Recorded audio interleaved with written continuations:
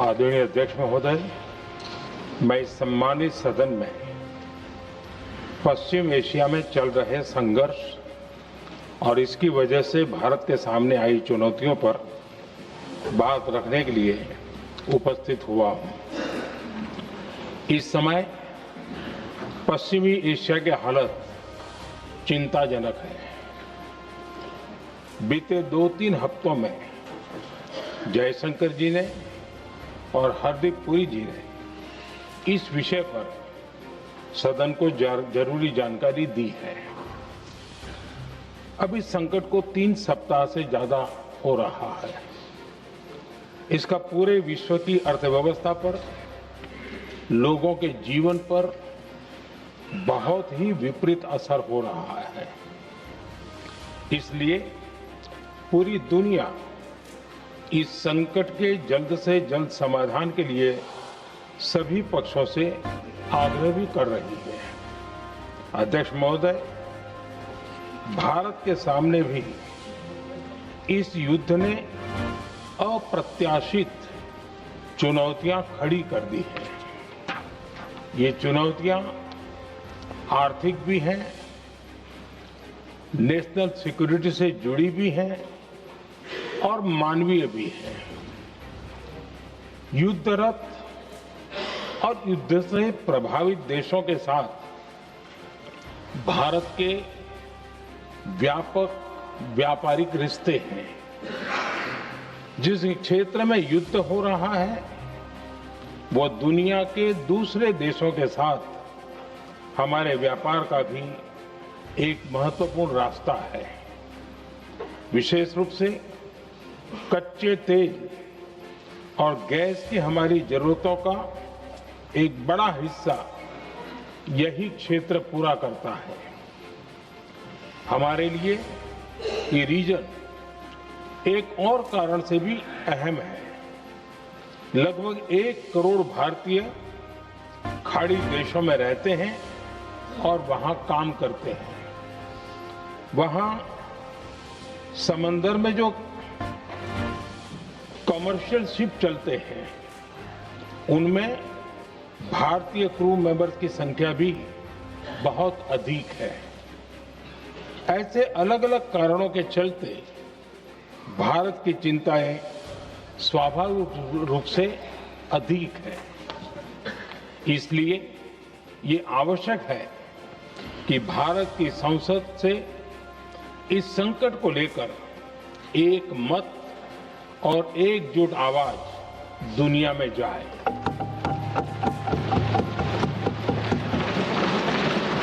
अध्यक्ष जी, जब से ये युद्ध शुरू हुआ है तब से ही प्रभावित देशों में हर भारतीय को जरूरी मदद दी जा रही है। मैंने खुद पश्चिम एशिया के ज्यादातर देशों के राष्ट्राध्यक्षों के साथ 2 राउंड फोन पर बात की है। सभी ने भारतीयों की सुरक्षा का पूरा आश्वासन दिया है। दुर्भाग्य से इस दौरान कुछ लोगों की दुखद मृत्यु हुई है और कुछ घायल हुए हैं। ऐसे मुश्किल हालात में परिवारजनों को आवश्यक मदद दी जा रही है। जो घायल है उनका बेहतर इलाज सुनिश्चित कराया जा रहा है। अध्यक्ष जी, प्रभावित देशों में हमारे जितने भी मिशन हैं वो निरंतर भारतीयों की मदद करने में जुटे हैं। वहां काम करने वाले भारतीय हो या फिर जो टूरिस्ट वहां गए हैं, सभी को हर संभव मदद दी जा रही है। हमारे मिशन नियमित रूप से एडवाइजरी जारी कर रहे हैं। यहां भारत में और अन्य प्रभावित देशों में 24/7 कंट्रोल रूम और आपातकालीन हेल्पलाइन स्थापित की गई है। इनके माध्यम से सभी प्रभावितों को त्वरित जानकारी दी जा रही है। अध्यक्ष जी, संकट की स्थिति में देश विदेश में भारतीयों की सुरक्षा हमारी बहुत बड़ी प्राथमिकता रही है। युद्ध शुरू होने के बाद से लेकर अब तक 3,75,000 से अधिक भारतीय सुरक्षित भारत लौट चुके हैं। ईरान से ही अभी तक लगभग 1,000 भारतीय सुरक्षित वापस लौटे हैं। इनमें 700 से अधिक मेडिकल की पढ़ाई करने वाले युवा हैं। खाड़ी देशों में भारतीय स्कूलों में हजारों विद्यार्थी पढ़ते हैं। सीबीएसई ने ऐसे सभी भारतीय स्कूलों में होने वाली कक्षा 10वीं और 12वीं की निर्धारित परीक्षाओं को रद्द कर दिया है। इन बच्चों की पढ़ाई निर्बाध चलती रहे, इसके लिए सीबीएसई उचित कदम उठा रही है। यानी सरकार संवेदनशील भी है, सतर्क भी है और हर सहायता के लिए तत्पर भी है। माननीय अध्यक्ष जी, भारत में बड़ी मात्रा में कच्चा तेल, गैस और फर्टिलाइजर जैसी अनेक जरूरी चीजें हॉर्मुज स्ट्रेट के रास्ते से आती हैं। युद्ध के बाद से ही हॉर्मुज स्ट्रेट में जहाजों का आना जाना बहुत चुनौतीपूर्ण हो गया है। बावजूद इसके हमारी सरकार का ये प्रयास रहा है कि पेट्रोल, डीजल और गैस की सप्लाई बहुत ज्यादा प्रभावित न हो। देश के सामान्य परिवारों को परेशानी भी कम से कम हो, इस पर हमारा फोकस रहा है। हम सभी जानते हैं, देश अपनी जरूरत की 60% एलपीजी आयात करता है। इसकी सप्लाई में अनिश्चितता के कारण सरकार ने एलपीजी के डोमेस्टिक उपयोग को प्राथमिकता दी है। साथ ही एलपीजी के देश में ही उत्पादन को भी बढ़ाया जा रहा है। पेट्रोल, डीजल की सप्लाई पूरे देश में सुचारू रूप से होती रहे, इस पर भी लगातार काम किया गया है।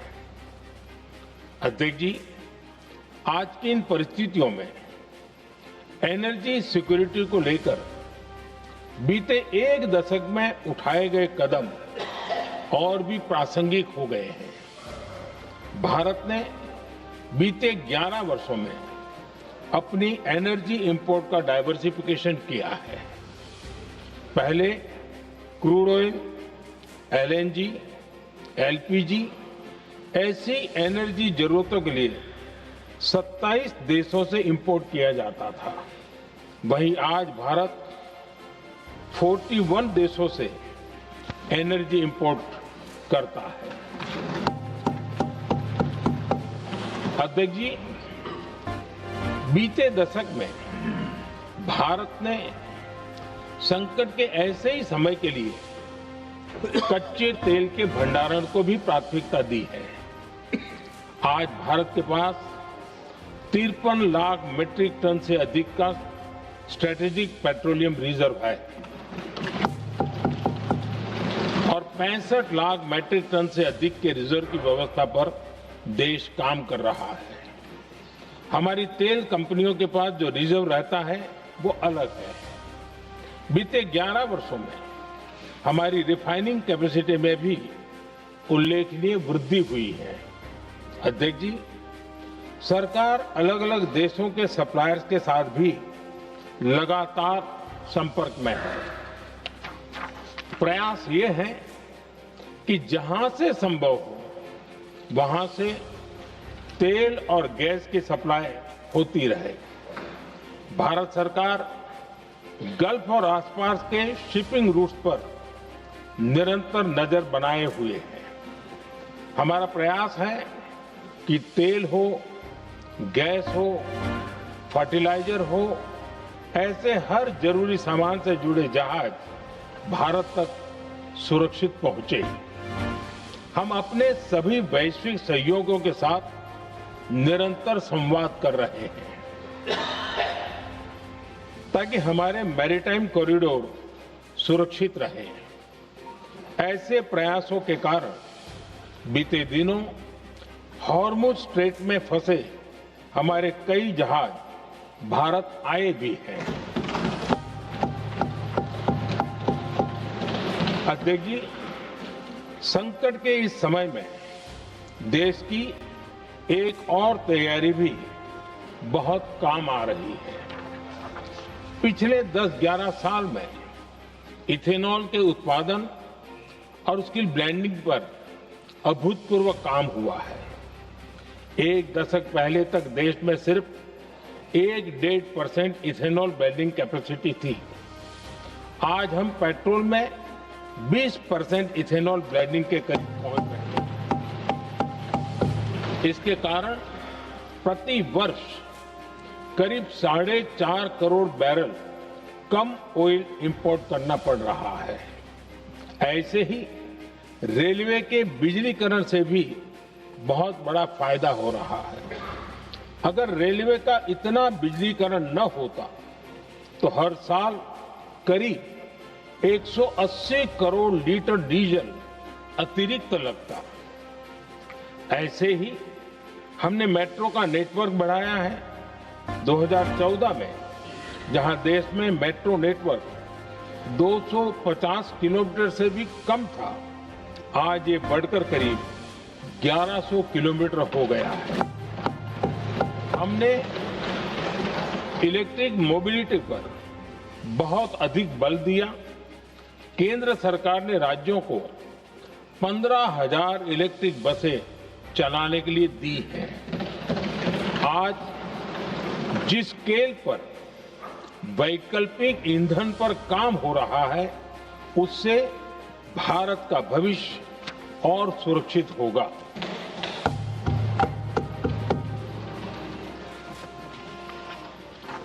आदरणीय अध्यक्ष जी, हम जानते हैं कि एनर्जी आज इकोनॉमी की रीढ़ है और ग्लोबल एनर्जी नीड्स को पूरा करने वाला एक बड़ा सोर्स वेस्ट एशिया है। स्वाभाविक है कि दुनिया भर की अर्थव्यवस्था वर्तमान संकट से प्रभावित हो रही है और भारत पर इसका कम से कम दुष्प्रभाव हो, इसके लिए निरंतर प्रयास किए जा रहे हैं। सरकार इसके शॉर्ट टर्म, मीडियम टर्म और लॉन्ग टर्म ऐसे हर असर के लिए एक रणनीति के साथ काम कर रही है। आज भारत की इकोनॉमी के फंडामेंटल्स मजबूत है। इससे भी देश को बहुत मदद मिली है। हम हर सेक्टर के स्टेक होल्डर्स के साथ चर्चा कर रहे हैं। जहां भी जरूरत है उस सेक्टर को आवश्यक सपोर्ट दिया जा रहा है। भारत सरकार ने एक इंटर मिनिस्ट्रियल ग्रुप भी बनाया है। ये ग्रुप हर रोज मिलता है और हमारे इंपोर्ट एक्सपोर्ट में आने वाली हर दिक्कत का आकलन करता है और ये ग्रुप आवश्यक समाधान पर भी निरंतर काम करता है। मुझे पूरा भरोसा है कि सरकार और इंडस्ट्री के साझा प्रयासों से हम परिस्थितियों का बेहतर सामना कर पाएंगे। माननीय अध्यक्ष जी, एक बड़ा सवाल ये है कि युद्ध का खेती पर क्या प्रभाव होगा। देश के किसानों ने हमारे अन्न के भंडार भर रखे हैं, इसलिए भारत के पास पर्याप्त खाद्यान्न है। हमारा ये भी प्रयास है कि खरीफ सीजन की ठीक से बुआई हो सके। सरकार ने बीते सालों में आपात स्थिति से निपटने के लिए खाद की पर्याप्त व्यवस्था भी की है। अतीत में भी हमारी सरकार ने दुनिया के संकटों का बोझ किसानों पर नहीं पड़ने दिया था। कोरोना और उस समय के युद्धों के दौरान उस समय भी ग्लोबल सप्लाई चेन में डिस्टरप्शन आ गई थी। दुनिया के बाजार में यूरिया की एक बोरी 3,000 रुपये तक पहुंच गई, लेकिन भारत के किसानों को वही बोरी 300 रुपये से भी कम कीमत में उपलब्ध कराई गई। अध्यक्ष जी, देश के किसानों को इस प्रकार के संकटों से बचाने के लिए भी बीते वर्षों में अनेक कदम उठाए गए हैं। पिछले एक दशक में देश में 6 यूरिया प्लांट शुरू किए गए हैं। इससे सालाना 76 लाख मैट्रिक टन से अधिक की यूरिया प्रोडक्शन कैपेसिटी जुड़ी है। इस दौरान डीएपी और एनपीकेएस जैसी खाद का घरेलू उत्पादन भी करीब 50 लाख मैट्रिक टन बढ़ाया गया है। इतना ही नहीं, तेल और गैस की तरह खाद के आयात को भी डाइवर्सिफाई किया गया है। ऐसे ही डीएपी और एनपीके के आयात के लिए भी हमने अपने विकल्पों को विस्तार किया है।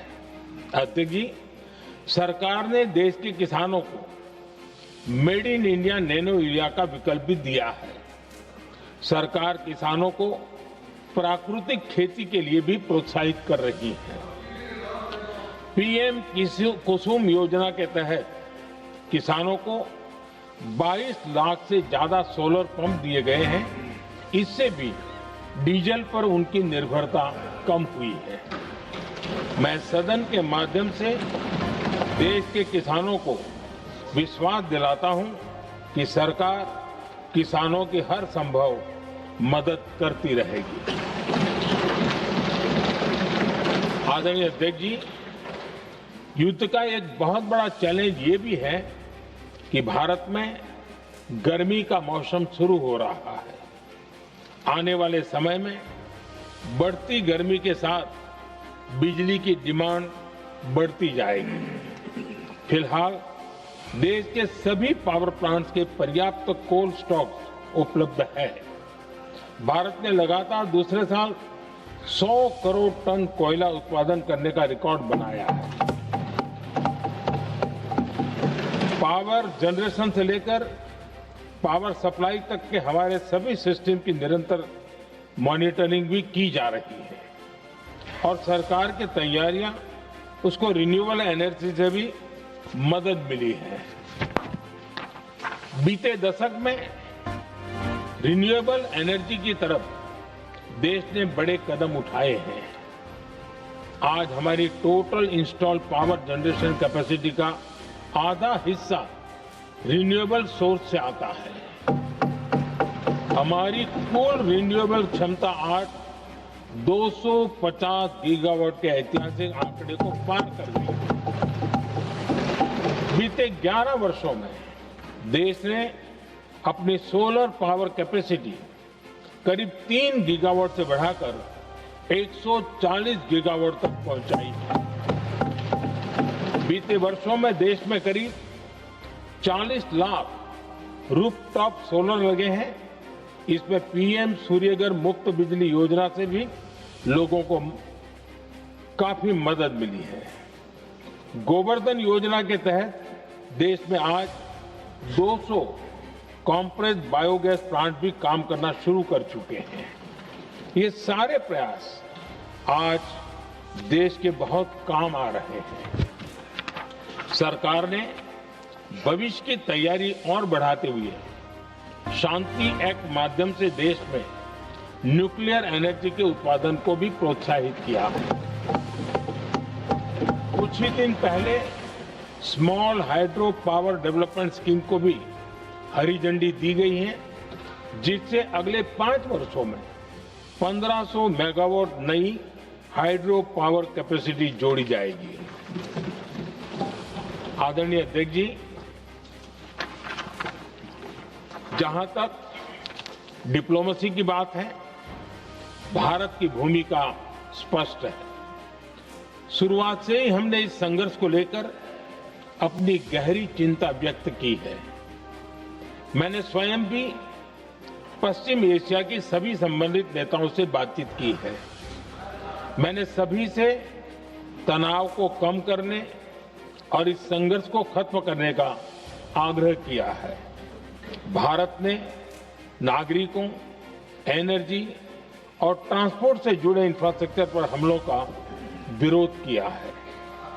कमर्शियल जहाजों पर हमला और हॉर्मुज स्ट्रेट जैसे अंतर्राष्ट्रीय जलमार्ग में रुकावट अस्वीकार्य है। भारत डिप्लोमेसी के जरिए युद्ध के इस माहौल में भी भारतीय जहाजों के सुरक्षित आवागमन के लिए निरंतर प्रयास कर रहा है। अध्यक्ष महोदय, भारत हमेशा से ही मानवता के हित में और शांति के पक्ष में अपनी आवाज उठाता रहा है। मैं फिर कहूंगा कि बातचीत और कूटनीति ही इस समस्या का समाधान है। हमारे हर प्रयास तनाव को कम करने, इस संघर्ष को समाप्त करने के लिए है। इस युद्ध में किसी के भी जीवन पर संकट मानवता के हित में नहीं है। इसलिए भारत का प्रयास सभी पक्षों को जल्द से जल्द शांतिपूर्ण समाधान के लिए प्रोत्साहित करने का है। अध्यक्ष जी, जब ऐसे संकट आते हैं तो कुछ तत्व इसका गलत फायदा उठाने की कोशिश भी करते हैं। इसलिए कानून व्यवस्था सुनिश्चित करने वाली सभी एजेंसियों को अलर्ट पर रखा गया है। कोस्टल सिक्योरिटी हो, बॉर्डर सिक्योरिटी हो, साइबर सिक्योरिटी हो, स्ट्रेटेजिक इंस्टॉलेशंस हो, सबकी सुरक्षा को और मजबूत किया जा रहा है। अध्यक्ष जी, इस युद्ध के कारण दुनिया में जो कठिन हालात बने हैं, उनका प्रभाव लंबे समय तक बने रहने की आशंका है। इसलिए हमें तैयार रहना होगा, हमें एकजुट रहना होगा।